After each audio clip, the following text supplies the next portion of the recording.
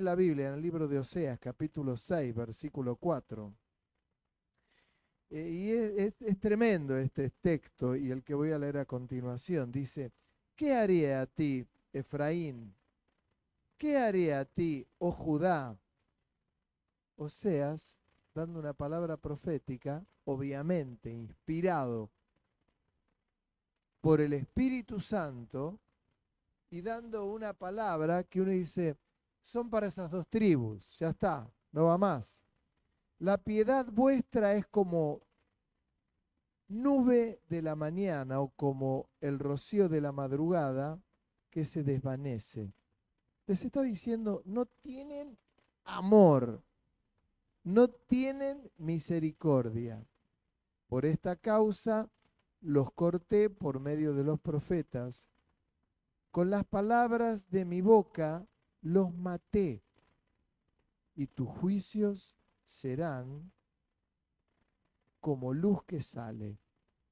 Porque misericordia quiero y no sacrificio, y conocimiento de Dios más que holocaustos. Mas ellos, qué interesante, ¿cuál Adán traspasaron el pacto? Allí prevaricaron contra mí.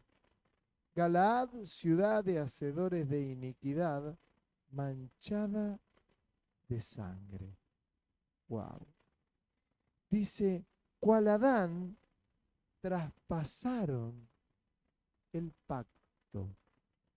Es tremendo, porque nos remontamos al Edén, Adán tranquilo, viene Eva y le dice, comamos. ¿Te parece? No pasa nada. Comieron.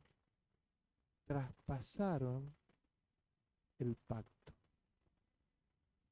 Traspasaron el pacto. Es como que eh, el Señor no te hace firmar un papel, ¿te diste cuenta? Pero hay pactos y así uno tiene que entender lo que el Señor va diciendo. Es un pacto. Aunque no lo podamos ver a veces, cuando uno le está diciendo al Señor, Señor, te amo. Es un pacto de amor con Dios. Y así lo toma Dios. Cuando Dios nos dice, te amo, y nos dice en la palabra, porque de tal manera amó Dios al mundo, es un pacto de Dios. Que Dios nunca es el que rompe los pactos, sino que es el hombre. Es un privilegio para nosotros que Dios haga un pacto con nosotros. Cada cosa que yo encuentro en las Escrituras, para mí, es un privilegio. Cuando en Juan 1:12 dice que a todos los que le recibieron, a los que creen en su nombre, les dio la potestad de ser hechos hijos de Dios. Es un pacto de Dios. No es una promesa, es un pacto. Tremendo. Me dio la potestad de ser hechos hijos de Dios. En Mateo capítulo 9, versículo 9, dice, pasando Jesús de allí, vio un hombre llamado Mateo que estaba sentado al banco de los tributos públicos y le dijo, sígueme. Y se levantó y le siguió. Y aconteció que estando él sentado a la mesa en la casa, he aquí que muchos publicanos y pecadores que habían venido se sentaron juntamente a la mesa con Jesús y sus discípulos. Cuando vieron esto, siempre los fariseos dijeron a los discípulos, ni siquiera tuvieron las agallas de decirle a Jesús, sino a los discípulos.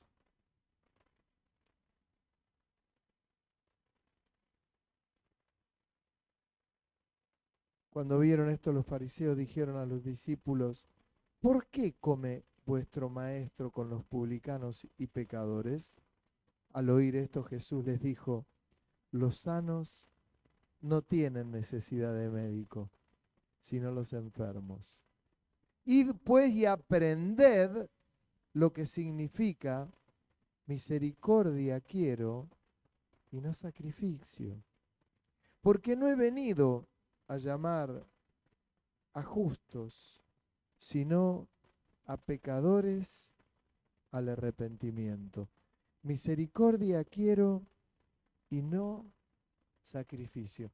Estas cosas son tremendas porque Jesús reflota, y perdónenme la expresión, aquel texto que el profeta Oseas les había dicho a aquellas dos tribus, puntualmente a Efraín y a Judá. Por eso, miren el cuidado que hay que tener cuando alguno dice, bueno, no, aquella profecía fue para tantos años, y fue para Efraín y fue para Judá. No, no. Fue para Efraín, fue para Judá, fue cuando el Señor estaba llamando a Mateo, y es para nosotros.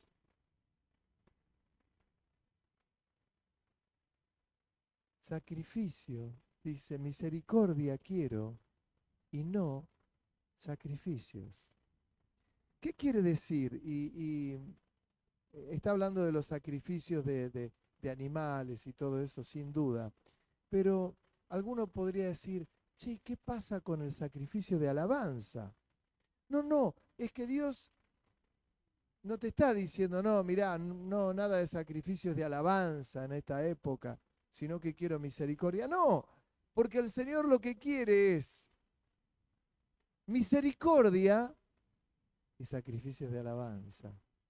No inhabilita una cosa con otra. El problema que tenían cuando fue dada esa profecía para Efraín o por Judá es que ellos hacían sacrificios, pero no había misericordia. No había misericordia. Y ahora era llamado Mateo, que era un hombre que sabemos que era cobrador de impuestos y todo, y lo llama, y a los ojos de los fariseos comete el error de seguir a Jesús. Y cuando Jesús se sienta con él, vienen los publicanos y pecadores. Qué combo, ¿eh? Qué combo. Tremendo. Y les deja una gran lección. ¿No entendieron? ¿No entendieron? Misericordia, porque los sacrificios que ustedes hacen no sirven para nada sin la misericordia.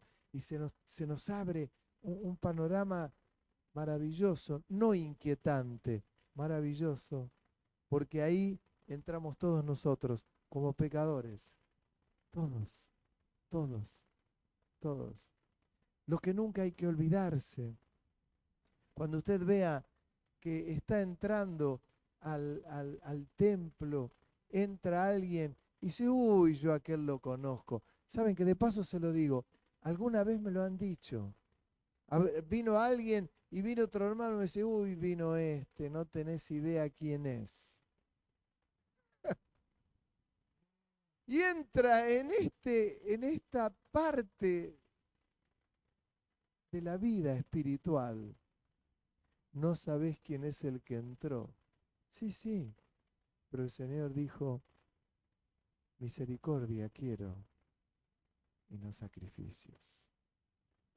Es como que lo de la misericordia, hermano, es un mundo y un submundo y que cuando uno entra ahí,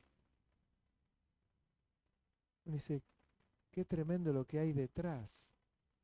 Saben que en la esfera espiritual, en la esfera, mejor dicho, de lo que ocurre en el espacio, no en el mundo espiritual, en el espacio, los científicos están descubriendo que hay agujeros. No sé, lo habrán escuchado más de uno de ustedes. Y los inquieta saber lo que hay cuando uno mira dentro de eso y no les dan los telescopios todavía. Les va a dar en algún momento. Y cuando vean esos agujeros y entren con los telescopios, ¿con qué se encontrarán? Tal vez con un submundo, un cielo, vaya a saber, de colores. Tal vez estrellas increíbles, tal vez. Yo estoy convencido, porque lo que Dios ha hecho es perfecto y es maravilloso. Imagínense que nosotros viendo una catarata en el Iguazú decimos, Señor, tu mano. Mirando el océano, mirando una montaña, mirando las bellezas del Señor. Nos maravilla. Imagínense en el espacio. Pero en lo espiritual ocurre lo mismo. No nos podemos quedar con una palabra, la misericordia. Ay, la misericordia. A veces vemos la misericordia para con nuestra vida y decimos, cuánta misericordia tuvo el Señor. Y decimos, gracias Señor. Anímese a ver la misericordia y a ejercer la misericordia en los demás. En los demás. Porque es ahí donde Dios nos dice, misericordia quiero y no sacrificios. A Efraín, a los de la tribu de Efraín y de Judá, les dice, ustedes que rompieron el pacto como lo hizo Adán. Es muy fuerte esta acusación de Dios. Y esta acusación, si nosotros no tenemos misericordia,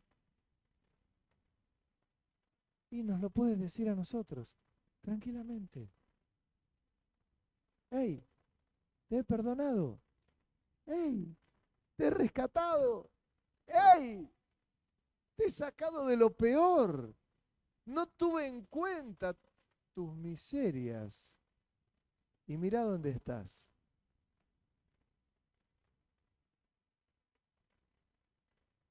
Mira dónde estás.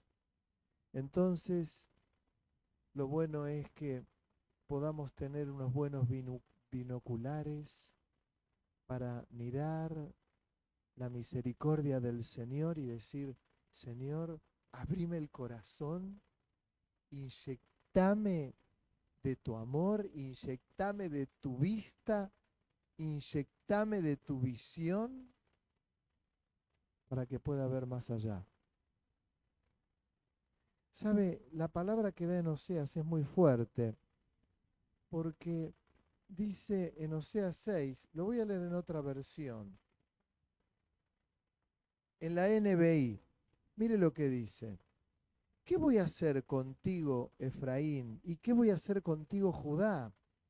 El amor de ustedes es como nube matutina, como rocío que temprano se evapora.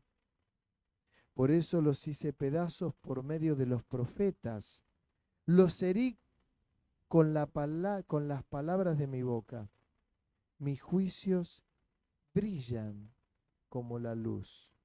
Lo que pido de ustedes es misericordia y no sacrificios, conocimiento de Dios en lugar de holocaustos.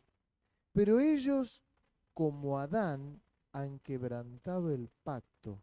Y dice, me han traicionado. Wow, la NBI es terrible.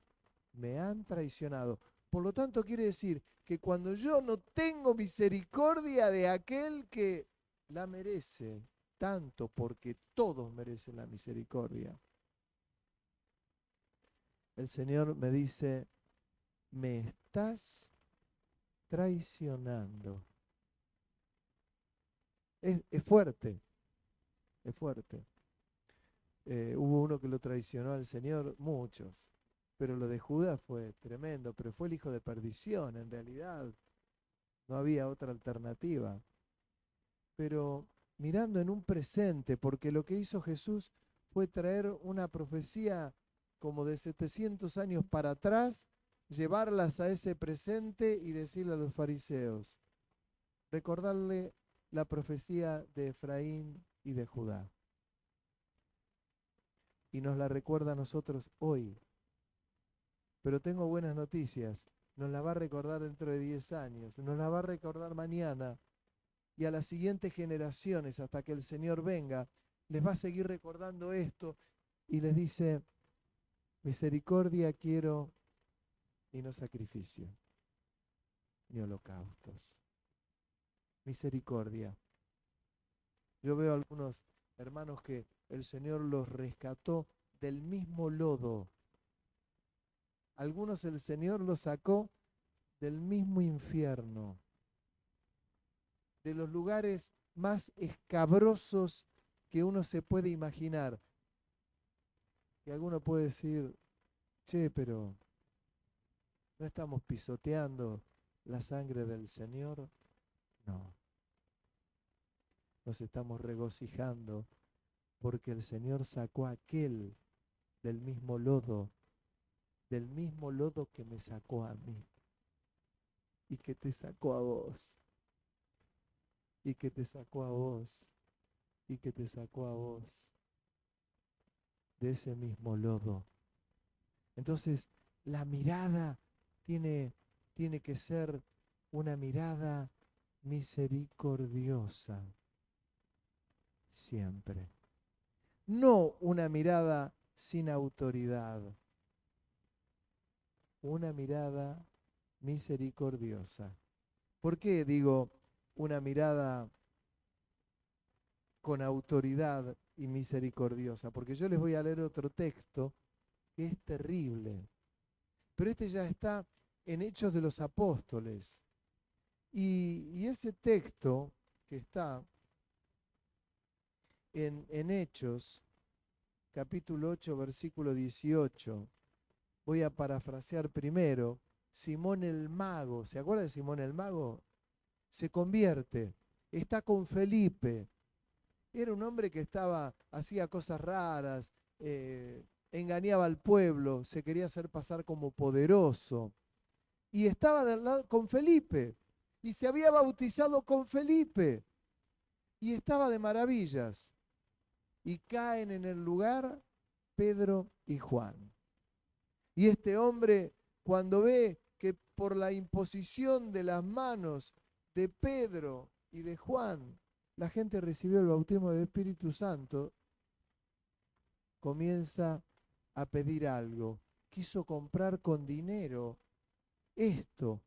Y dice en el versículo 18, diciendo, dadme también a mí este poder, para que cualquiera a quien yo impusiere las manos reciba el Espíritu Santo. Entonces Pedro le dijo, tu dinero perezca contigo, porque has pensado que el don de Dios se obtiene con dinero. No tienes tu parte ni suerte en este asunto, porque tu corazón no es recto delante de Dios. Arrepiéntete, pues, de esta tu maldad, y ruega a Dios si quizás te sea perdonado el pensamiento de tu corazón, porque en hiel de amargura y en prisión de maldad veo que estás. Respondiendo entonces, Simón dijo, rogad vosotros por mí al Señor, para que nada de esto que habéis dicho venga sobre mí.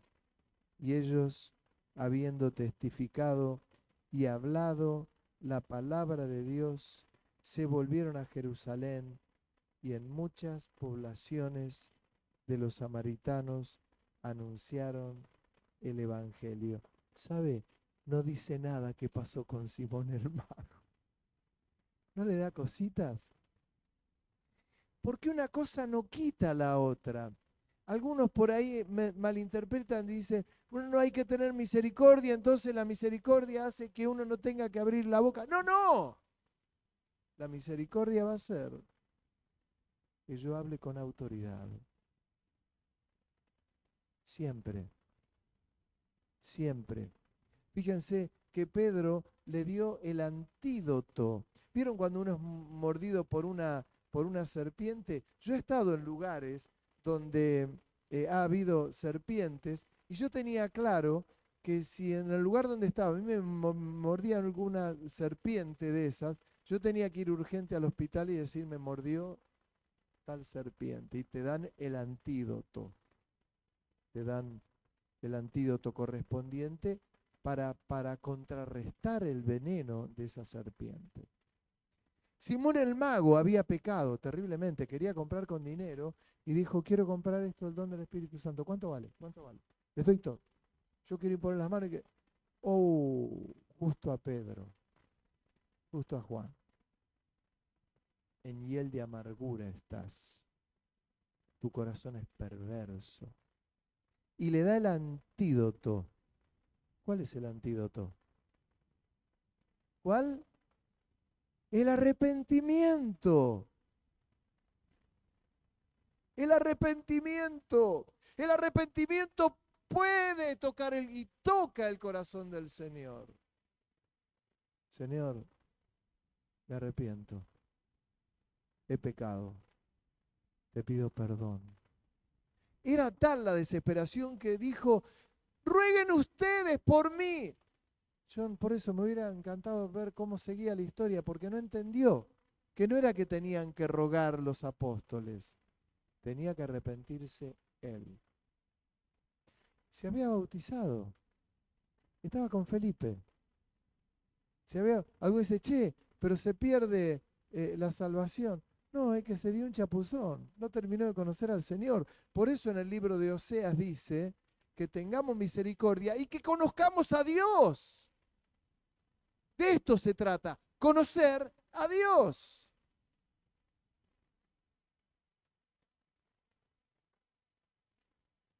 Si Simón el mago se arrepintió, está todo bien. El Señor dijo, tranquilo, son nuevito, borrón y cuenta nueva, pero se tiene que haber arrepentido. Sin arrepentimiento, hermano, estamos complicados. Por eso los hijos de Dios conocemos lo que es el arrepentimiento. ¿Cuántas veces usted se ha tenido que arrepentir? ¿O no? ¿Una vez? ¿Dos? ¿Tres? Pero lo que no podemos hacer es vivir pecando y después le pido perdón al Señor. Pecando y le pido perdón al Señor. No me pego y hago esto y le pido perdón. No, no, porque Pablo dijo, ¿qué vamos a perseverar en el pecado para que sobreabunde la gracia? De ninguna manera. Pero, ¿por qué? No sirve. Si uno peca y después se arrepiente, peca y se arrepiente, hermana, perdone, no quiero no tener misericordia. Dudo de esa conversión. ¿Me entiende? Pero recuerde esto y termino. El antídoto para el pecado siempre es el arrepentimiento. Y lo que el Señor quiere es que tengamos una dosis inmensa de misericordia y de conocimiento de Dios, que es lo que nos va a ayudar a que cuando entre aquel que uno dice, pero yo lo conozco, aquel es un estafador, pastor es un estafador. Bueno, Mateo era un cobrador de impuestos terrible, terrible estafador, y el Señor lo llamó. ¿Y sabe qué hizo Mateo? Lo siguió. Cuando usted vea que entra alguien que dice, uy, entró fulano, yo lo conozco de la vida, van a ser buenas señales. Señales para que pongamos en práctica nuestra misericordia. Y termino diciéndole que la mejor práctica es poner en ejercicio la misericordia sobre mi hermano, el que tengo a la derecha, a la izquierda, atrás y adelante. Amén. Hoy vamos a participar de la cena del Señor. Y nada más lindo que para participar de la cena del Señor, sabiendo que el Señor ejerce esa misericordia conmigo todos los días. Amén. Y que Dios te bendiga. Te invito a que te acerques a la mesa, nos vamos